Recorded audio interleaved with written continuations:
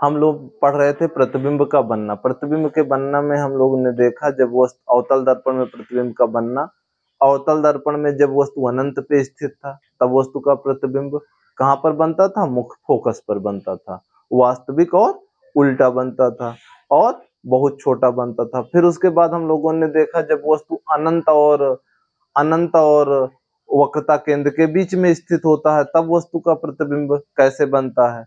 तब हम लोगों ने देखा कि वस्तु का प्रतिबिंब वक्रता केंद्र और मुख्य फोकस के बीच में वास्तविक उल्टा तथा वस्तु से छोटा बनता था।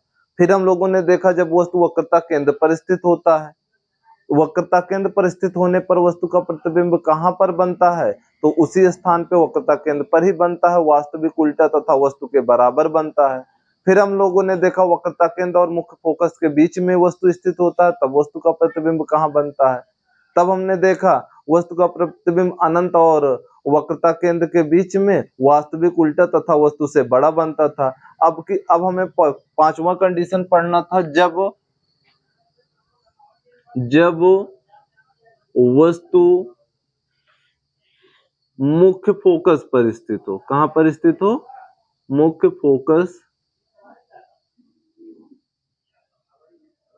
फोकस पर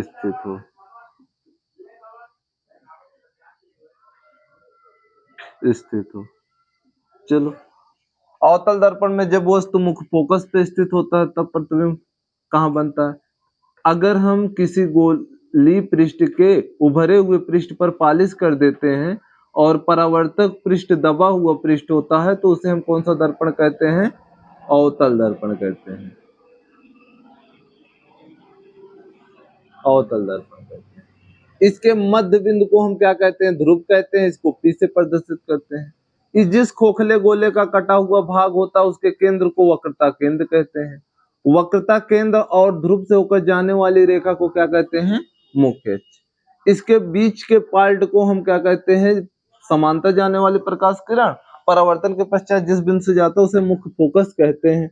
ये वक्रता केंद्र, मुख्य फोकस। अब वस्तु कहां पर स्थित है? मुख्य फोकस पर स्थित है। मुख्य फोकस से जो स्थित है तो मुख्य फोकस से जाने वाली समांतर प्रकाश किरण परावर्तन के पश्चात कहां से होकर आती है? मुख्य फोकस से होकर आती है। फोकस। और वक्रता केंद्र पर जाने वाली प्रकाश किरण परावर्तन के पश्चात इसी से ऐसे चली जाएगी।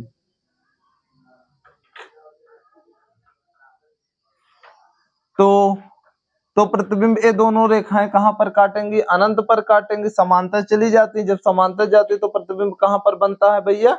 अनंत पर बनता है। तो जब वस्तु मुख्य फोकस पर स्थित होता है तो लिखेंगे जब वस्तु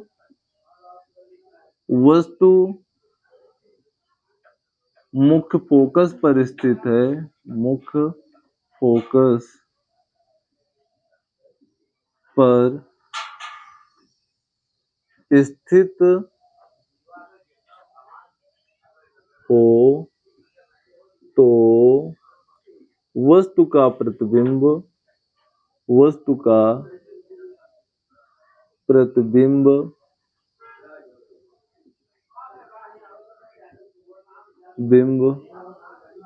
अनंत में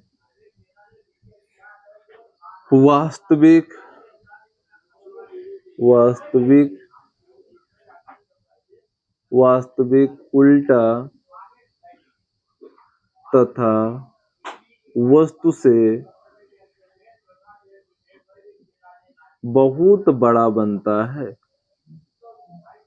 बहुत बड़ा बनता है। लास्ट कंडीशन, छठवीं कंडीशन अवतल दर्पण में लास्ट कंडीशन क्या है? जब वस्तु कहां पर स्थित हो? ध्रुव और मुख्य फोकस के बीच में स्थित हो। जब वस्तु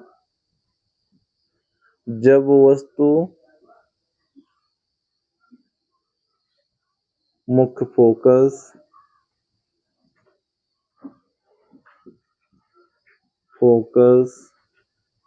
तथा ध्रुव के बीच स्थित हो, स्थित हो।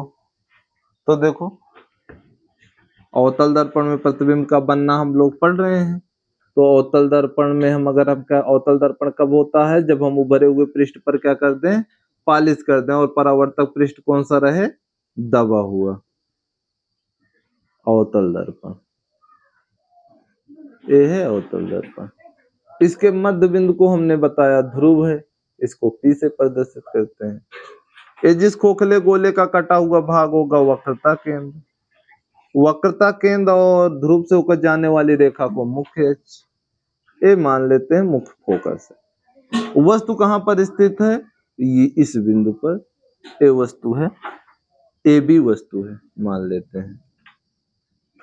अब इसका प्रतिबिंब कहां पर बनेगा, तो देखो यहां से समांतर जाने वाली प्रकाश किरण परावर्तन के पश्चात कहां से होकर जाती है, मुख्य फोकस से होती हुई जाती है। और वक्रता केंद्र से होकर जाने वाली प्रकाश किरण, ये अगर हम इस तरह से बढ़ाएंगे तो फैलते हुए क्या हो जाएगा, बहुत फैल जाएगा और एक दूसरे को कहीं पर प्रतिच्छेदित नहीं करेगा। लेकिन इसकी काल्पनिक रेखा अगर हम इस तरफ खींचेंगे तो एक दूसरे को प्रतिच्छेदित करेगा। यहाँ पर जहां पर प्रतिच्छेद करेगा वहां पर क्या बनेगा, प्रतिबिंब बनेगा। प्रतिबिंब मान लेते हैं कौन सा है, बी डैश ए डैश है मान लो। चलो तो प्रतिबिंब हमारा कैसे बना, जब हमारा ध्रुव और मुख्य फोकस के बीच में है तो प्रतिबिंब कैसे बन रहा है, दर्पण के पीछे बन रहा है, दर्पण के पीछे बन रहा है। और हमेशा क्या होता था, अवतल दर्पण में उल्टा बनता था, लेकिन इस कंडीशन पे लास्ट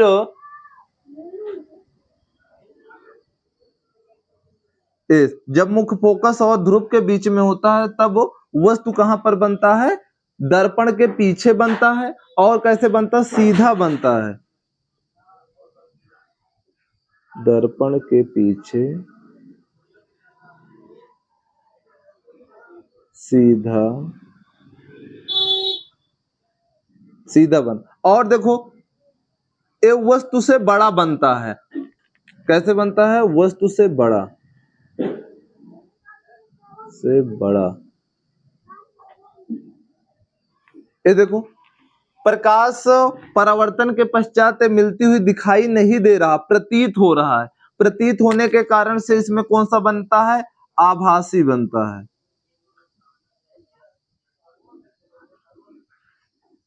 इस लास्ट कंडीशन पे हमारा क्या होता है, जब वस्तु मुख्य फोकस और ध्रुव के बीच में होता है तब वस्तु का प्रतिबिंब दर्पण के पीछे वास्तविक नहीं, आभासी सीधा तथा वस्तु से बड़ा बनता है। तो लिख लो, ये है, लिखते हैं, जब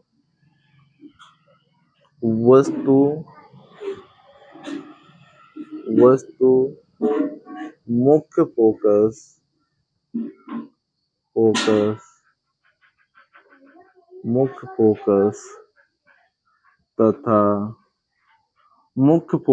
तथा ध्रुव के बीच स्थित हो तो वस्तु का प्रतिबिंब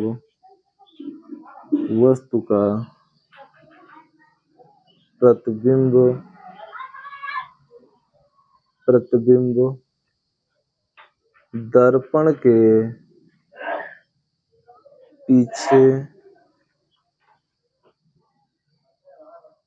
पीछे आभासी सीधा तथा वस्तु से बड़ा बनता है।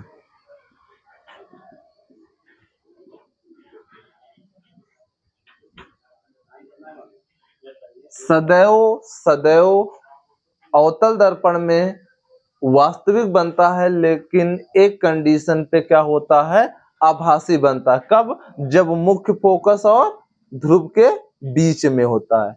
और हमने देखा वक्रता केंद्र से दूर की तरफ था तो वस्तु से छोटा प्रतिबिंब बन रहा था, वक्रता केंद्र से जैसे पास आया तो वस्तु से बड़ा प्रतिबिंब बन रहा था। वक्रता केंद्र पर स्थित होता है तो वस्तु के बराबर प्रतिबिंब बनता है।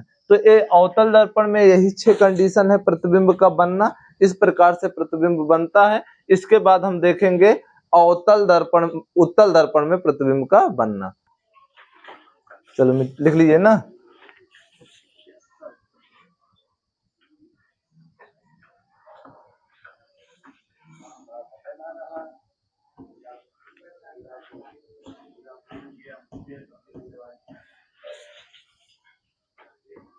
चलो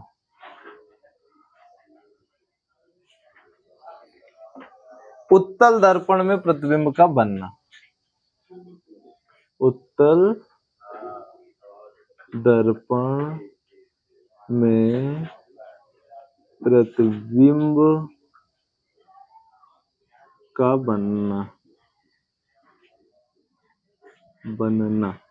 चलो अभी हम लोगों ने देखा कि वस्तु को हमें सदैव कैसे रखते थे, बाईं तरफ रखते थे। तो इसमें जितने भी चीजें थे, चाहे वक्रता केंद्र हो चाहे मुख्य फोकस हो ना, तो किधर रहते थे, वो बाईं तरफ होते थे। लेकिन उत्तल दर्पण में देखो, उत्तल दर्पण क्या है? उत्तल दर्पण जिसके दबे हुए पृष्ठ पर क्या किया जाता है? पालिश किया जाए। और उत्तल दर्पण दबे हुए पृष्ठ पर पालिश किया जाए और उभरा हुआ पृष्ठ परावर्तक पृष्ठ होता है। अब जिस इसके मध्य बिंदु को हम क्या कहते हैं? ध्रुव कहते हैं। जिस खोखले गोले का कटा हुआ भाग होता है उसके केंद्र को वक्रता केंद्र कहते हैं। अब देखो ध्रुव और वक्रता केंद्र से जाने वाली रेखा को क्या कहते हैं? मुख्य अक्ष कहते हैं। अब देखो वक्रता केंद्र, इसके मध्य बिंदु में मुख्य फोकस होता है। मुख्य फोकस होता है जिससे समांतर जाने वाली प्रकाश किरण जिससे जाती हुई प्रतीत होती है उसे क्या कहते हैं? मुख्य फोकस कहते हैं। अब देखो वस्तु हम रखेंगे किधर? बाईं तरफ। इसमें मुख्य फोकस और वक्रता केंद्र सब किधर है? दाईं तरफ है। तो इसमें केवल 2 कंडीशन होता है। पहला कंडीशन वस्तु अनंत पर स्थित हो। कहां पर स्थित हो? अनंत पे। दूसरा कंडीशन ध्रुव और अनंत के बीच में कहीं पर भी स्थित हो। कहीं पर भी स्थित हो तब वस्तु का प्रतिबिंब कहां बनता है और कैसे बनता है। उसमें ये सारी चीजें बाईं तरफ थी इसलिए उसमें 6 कंडीशन होता था। केवल इसमें कितने कंडीशन होंगे? 2 कंडीशन होंगे जिससे प्रतिबिंब बनेगा। पहला, जब वस्तु कहां पर हो? अनंत पर स्थित हो। चलो हम लिखते हैं, जब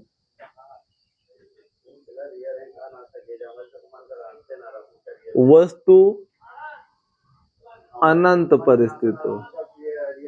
अनंत पर स्थित हो। जब वस्तु अनंत पर स्थित हो। चलो अनंत पर स्थित होगा तो यहां से समांतर प्रकाश किरणें आपतित कराएंगे। चाहे जैसे मान लेते हैं कोई वस्तु है, यहां से चलने वाली प्रकाश किरण, समांतर जाने वाली प्रकाश किरण ये परावर्तन के पश्चात ऐसे लौट जाएंगी। लेकिन इसकी काल्पनिक रेखा खींचेंगे तो कहां से होती हुई जाएगी भैया?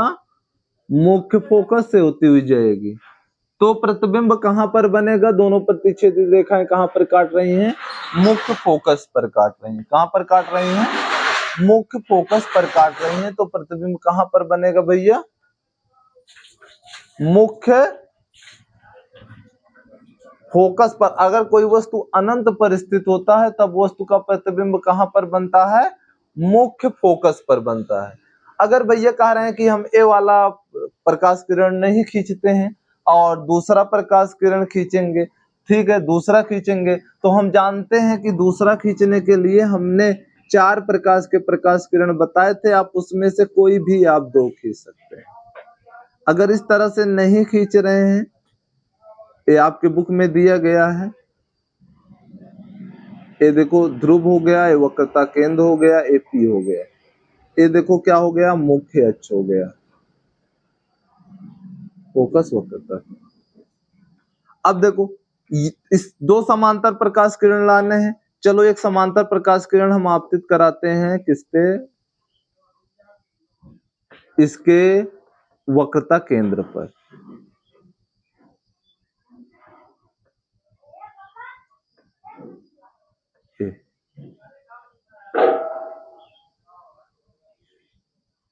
दूसरा प्रकाश किरण हम आपतित कराते हैं इसके समांतर ऐसे, या इसके ध्रुव पर हम आपतित कराते हैं इस तरह से समांतर आपतित कराए, ये आपतित करा दिए। अब यहाँ ध्रुव पे जितने कोण पर आपतित होगा उतने ही कोण पर वापस हो जाएगा, लेकिन इसकी काल्पनिक रेखा खींचेंगे तो इस प्रकार से जाएगी और वो इस प्रकार से जाएगी और वो कहां पर प्रतिच्छेदित करेगा, इस बिंदु पर करेगा। इस तरह से आप बना सकते हैं। तो प्रतिबिंब कहां पर बन रहा है, मुख्य फोकस पर बन रहा है। ये वाला ज्यादा सही है। तो कहां पर बन रहा है, मुख्य फोकस पे। कैसे बन रहा है, सीधा बन रहा है। कैसे बन रहा है, और बन कहां रहा है, मुख्य फोकस पर बन रहा है, सीधा बन रहा है। प्रकाश किरण मिलती हुई दिखाई नहीं दे रहा है। परावर्तन के पश्चात देखो ये इसी मार्ग पे आया था, इसी मार्ग पे लौट जाएगा, लेकिन काल्पनिक रेखा खींचे हैं तो इसलिए कैसे बनेगा, आभासी बनेगा। कैसे बनेगा, आभासी। तो आप लिख सकते हैं जब वस्तु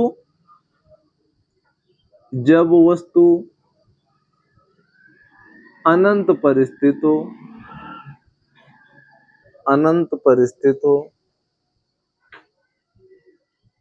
परिस्थित हो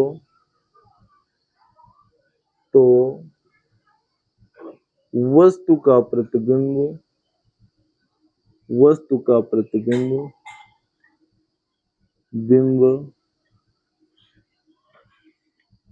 मुख्य फोकस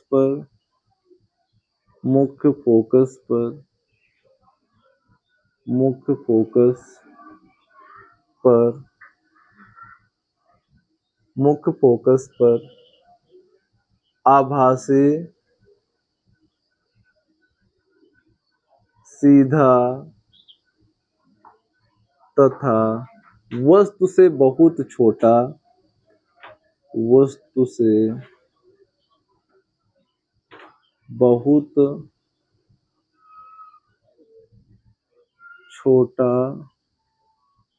बनता है। लिख लो, जल्दी लिखो, लिखो।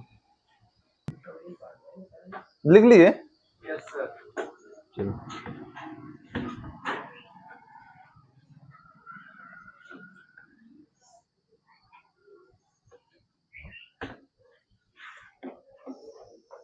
चलो दूसरा कंडीशन देखते हैं। जब वस्तु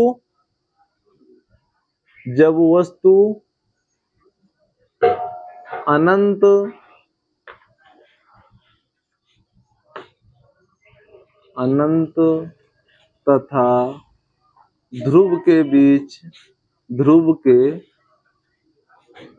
स्थित हो, ध्रुव के बीच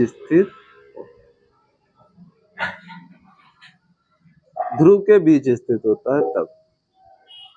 देखो सबसे पहले हम कौन सा दर्पण पढ़ रहे हैं, उत्तल दर्पण। उत्तल दर्पण क्या होता है, जिसके दबे हुए पृष्ठ पर पालिश किया जाता है तथा उभरा हुआ पृष्ठ क्या रहता है, परावर्तक पृष्ठ रहता है। वो क्या कहलाता है भैया, उत्तल दर्पण कहलाता है। ये हमारा क्या हो गया, उत्तल दर्पण।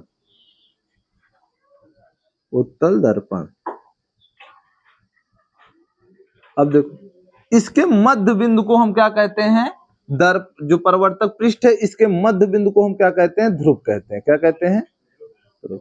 जिस खोखले गोले का कटा हुआ भाग होता है उसके केंद्र को क्या कहते हैं, वक्रता केंद्र कहते हैं।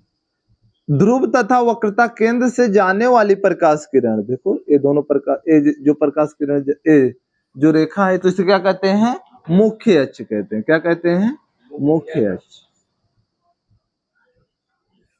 वस्तु कहां पर स्थित है? हमारा ध्रुव तथा अनंत के बीच में कहीं पर स्थित हो सकता है। माना ए वस्तु हमारा ए बी वस्तु है,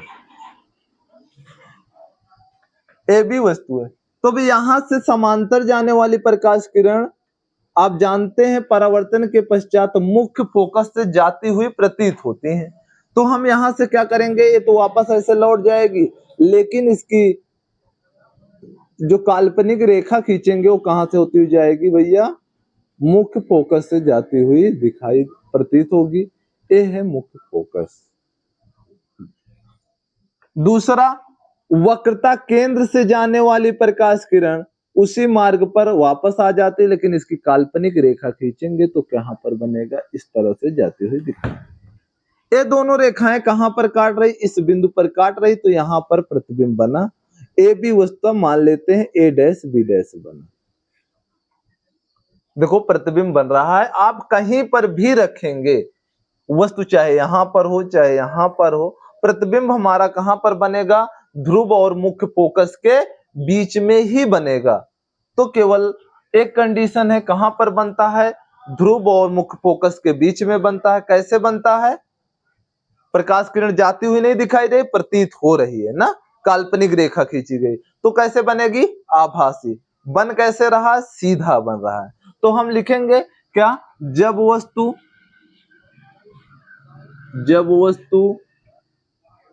कहां पर स्थित हो? जब वस्तु अनंत तथा ध्रुव के बीच में स्थित हो, ध्रुव के बीच में स्थित हो, बीच में स्थित हो, तो वस्तु का प्रतिबिंब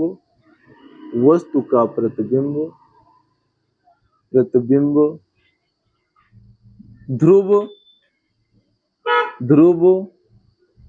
तथा मुख्य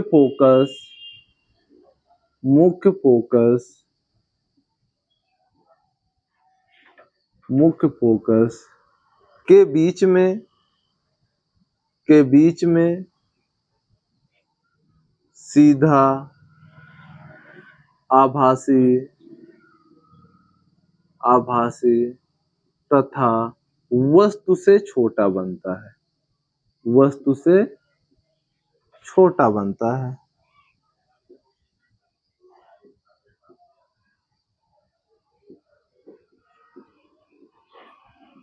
देखो अभी हम इसके पहले पढ़े थे अवतल दर्पण। अवतल दर्पण में बड़ा भी छोटा भी बनता था, बड़ा भी बनता था, बराबर भी बनता था। लेकिन उत्तल दर्पण में सदैव क्या होता है? वस्तु से छोटा ही बनता है। इसीलिए इसका प्रयोग हम क्या करते हैं? गाड़ी के साइड ग्लास के रूप में, साइड मिरर के रूप में इसका प्रयोग किया जाता है।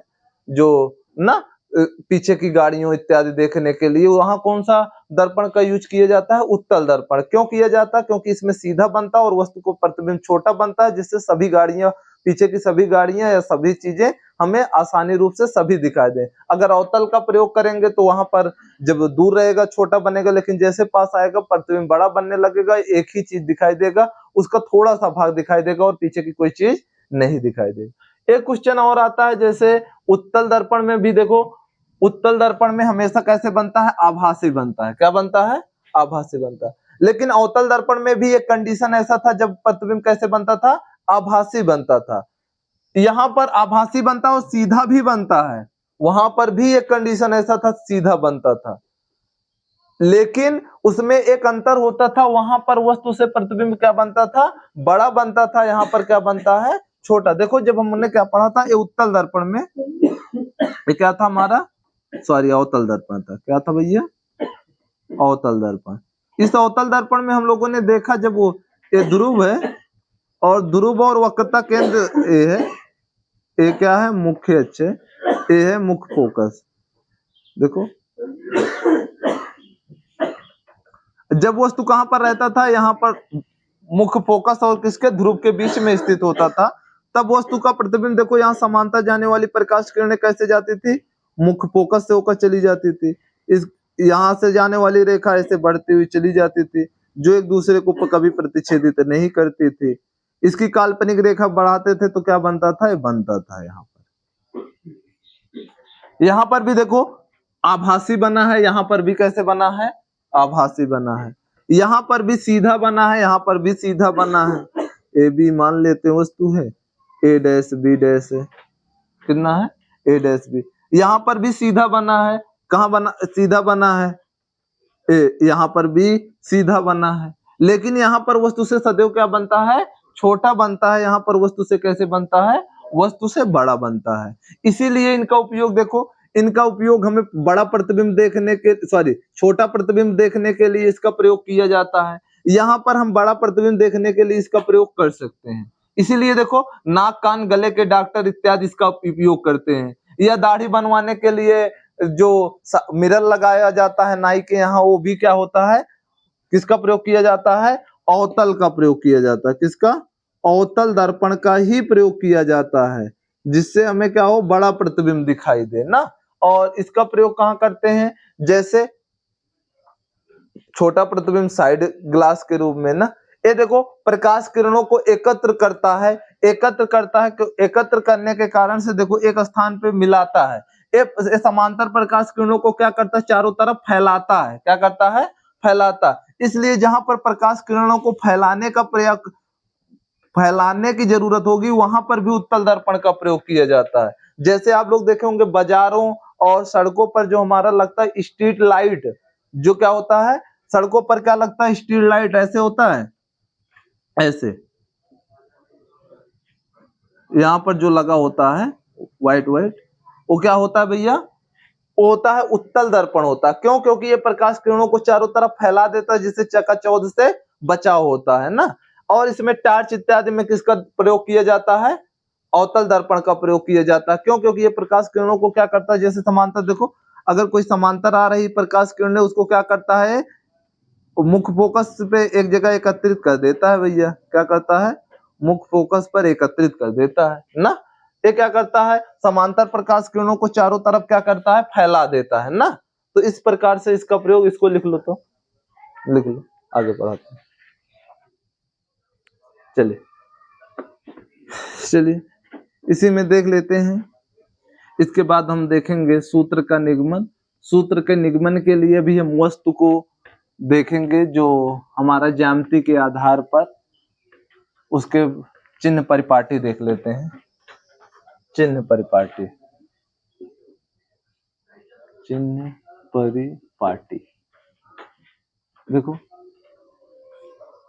हम लोग निर्देशांक ज्यामिति में पढ़े हैं, यक्ष अक्ष होता है जिसे हम भुज कहते हैं, ए वाई अक्ष होता है जिसे हम कोटि कहते हैं ना।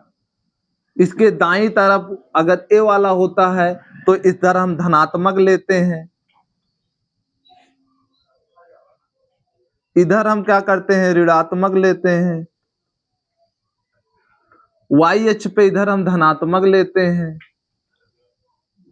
इधर हम क्या लेते हैं, ऋणात्मक लेते हैं। इसमें हम लोगों ने निर्देशांक ज्यामिति में अच्छे से पढ़ा है। तो सेम इसी के आधार पर हमारा इस दर्पण में भी इसका प्रयोग किया जाता है। जैसे दर्पण में हम देखें, उत्तल दर्पण की बात करें, उत्तल दर्पण, सॉरी अवतल दर्पण देख लेते हैं पहले। देखो अवतल दर्पण, अवतल दर्पण, अवतल दर्पण में इसके मध्य बिंदु को हम ध्रुव मानते हैं। ये ध्रुव, जिस प्रकार से इसमें केंद्र ए होता है, मान लेते हैं ए ओ है, उसी प्रकार से ध्रुव को हम केंद्र मान करके हम इसमें सारी दूरियों को, हम चिन्ह को प्रदर्शित करते हैं। जैसे अगर वस्तु को हम सदैव कहाँ रखते हैं, बाईं तरफ रखते हैं। देखो अगर हमें इसकी बात करें तो वक्रता केंद्र इधर होगा और मुख्य फोकस इधर होगा। ए होगा हमारा क्या, मुख्य अक्ष होगा। इसमें अगर हम बात करें तो ये वक्रता केंद्र, मुख्य फोकस, वस्तु हम सदैव कहाँ रखते हैं, बाईं तरफ रखते हैं। वस्तु मान लेते हैं ए बी है, चलो देखो ए बी है, ए बी वस्तु है। तो ए बी वस्तु है, वस्तु की लंबाई वस्तु की लंबाई। लंबाई ऊपर है तो इसको हम ओ से प्रदर्शित करेंगे, लेकिन इसके चिन्ह क्या होगा, चिन्ह हमारा क्या होगा, धनात्मक होगा। क्यों? क्योंकि ऊपर की तरफ है। अगर हम बात करें वस्तु की दूरी, वस्तु की दूरी, दूरी जितनी भी मापते हैं हम ध्रुव से लेकर मापते हैं। वस्तु की दूरी यहां से लेकर के यहां से यहां तक की दूरी, इसको यू से प्रदर्शित करते हैं। एक इसमें होगा, ये हमारा देखो हमने बताया इसको मुख्य अक्ष मान करके करते हैं। देखो इधर इधर हम क्या करते हैं, बाईं तरफ हमारी दूरियां जितनी होती क्या होती है, ऋणात्मक होती हैं। तो इसके ध्रुव से बाईं तरफ है, इसलिए वस्तु की दूरी क्या होगी, ऋणात्मक होगी। अब देखो अगर यहां से बात करें, यहां से समांतर जाने वाली प्रकाश किरण मुख्य फोकस से होकर आती है और मुख्य फोकस से जाने वाली प्रकाश किरण उसी मार्ग पर लौट जाती है, तो यहां पर प्रतिबिंब बना। अगर हम प्रतिबिंब की लंबाई की बात करें तो ये क्या है, नीचे की तरफ है, नीचे की तरफ यहां पर प्रतिबिंब की लंबाई कैसे रहेगी, ऋणात्मक रहेगी। देखो हमेशा उल्टा बनता है, जब जब उल्टा बनेगा तब तब कैसे बनेगा, हमारा ऋणात्मक होगा। लेकिन एक कंडीशन होता है कि प्रतिबिंब की लंबाई किस में हो जाता है, धनात्मक हो जाता है। क्यों? क्योंकि वो ऊपर बनता है और दर्पण के पीछे बनने लगता है। तो यहां पर जैसे हम वक्रता त्रिज्या, यहां से देखो ध्रुव से लेकर केंद्र की दूरी को वक्रता त्रिज्या कहते हैं। वक्रता त्रिज्या को हम कैपिटल आर से प्रदर्शित करते हैं, वक्रता त्रिज्या।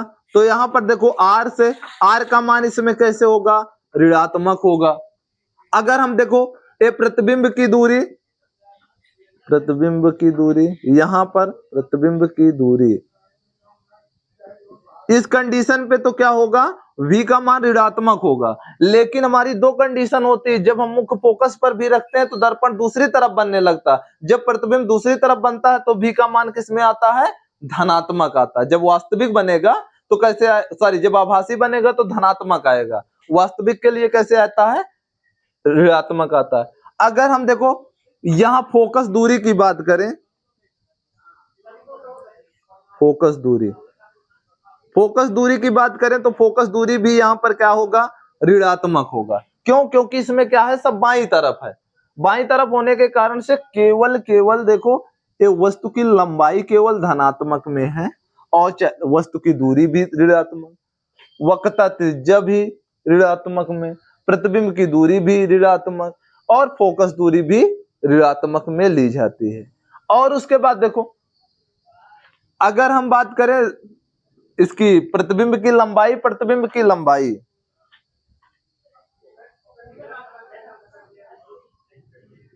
लंबाई एक इसमें होगा, ए भी क्या होगा, ऋणात्मक। लेकिन प्रतिबिंब की दूरी हमारा ऋणात्मक और धनात्मक दोनों हो सकता है। क्यों? जब हमारा क्या होगा, पीछे की तरफ बनेगा तब कैसे होगा, हमारा कैसे होगा, धनात्मक होगा। और जब ये धनात्मक होगा तो प्रतिबिंब की लंबाई भी कैसे होगी, धनात्मक। कहने का मतलब ये दोनों कंडीशन में है, हो सकते हैं, और सारी दूरियां कैसे होती हैं, ये ऋणात्मक होती है। लेकिन अगर उत्तल दर्पण की बात करें, उत्तल दर्पण की, उत्तल दर्पण में भैया देखो वक्रता केंद्र, ध्रुव, मुख्य अक्ष, फोकस। अब देखो वस्तु की दूरी उत्तल दर्पण के लिए,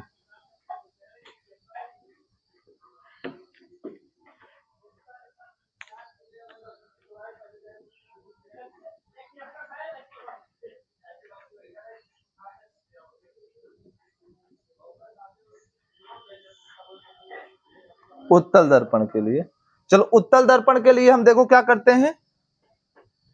उत्तल दर्पण में देखो हमारा, उत्तल दर्पण में क्या होता है, वस्तु हम बताए, वस्तु की दूरी हमेशा किस में होगी, माइनस में।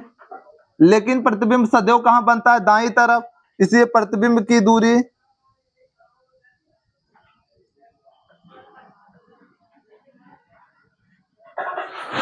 v बराबर कैसे होगा, धनात्मक होगा। v क्या होगा, धनात्मक होगा। और देखो फोकस दूरी भी धनात्मक होगा, दाई तरफ होता है। देखो इससे इसके दाई तरफ की दूरी किस में ली जाती है, धनात्मक ली जाती है। वक्रता त्रिज्या भी इधर होगा, वक्रता त्रिज्या भी क्या होगा, धनात्मक होगा। प्रतिबिंब सदैव सीधा बनता है, इसलिए क्या होगा, ऑब्जेक्ट भी धनात्मक होगा और इमेज भी क्या होगा, धनात्मक होगा। केवल इसमें वस्तु की दूरी ऋणात्मक होती है और सारी दूरियां क्या होती है, इसमें धनात्मक होती है। इस सवाल लगाते हुए देखेंगे, अभी हम बाद में देखेंगे उसका प्रकाश का ओ चिन्ह पर दर्पण में के सूत्र देखेंगे। चलिए।